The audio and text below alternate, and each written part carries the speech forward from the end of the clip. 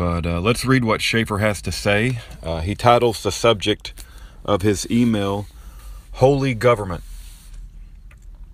Schaeffer goes on to write, Rudy, as you read the sentencing memo by Mr. Camille, remember that I totally disagreed with him claiming I was mentally ill.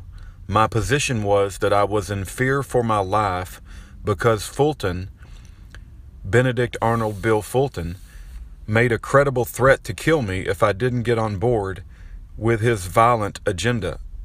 That does not make me crazy. It makes me normal and honest and moral and peaceful. My letter to Fairbanks Press has a good section on this.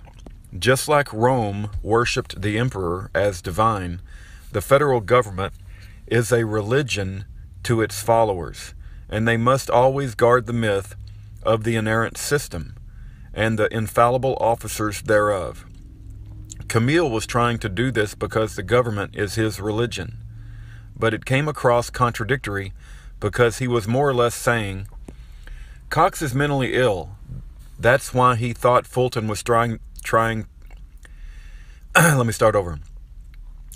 Cox is mentally ill. That's why he thought Fulton, Benedict Arnold Bill Fulton, was threatening to kill him. Don't worry.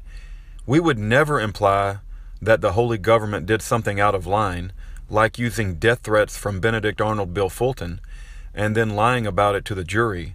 We all know that if Cox does not worship the Holy Government, it's not really his fault because he's mentally ill. So he doesn't really need a life sentence.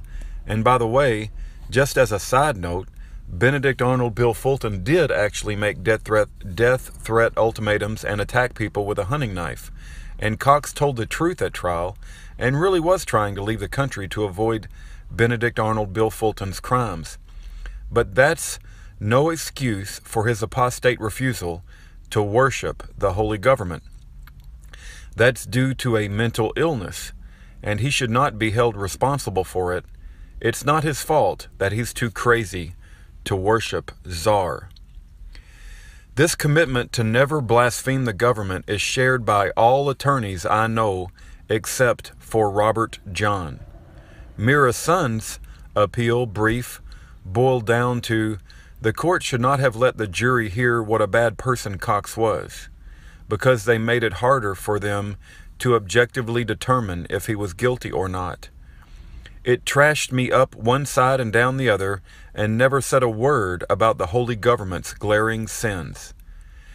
You can't get justice without telling the truth, and you can't tell the truth without making the Holy Government look bad. This is the fundamental impasse. Schaeffer.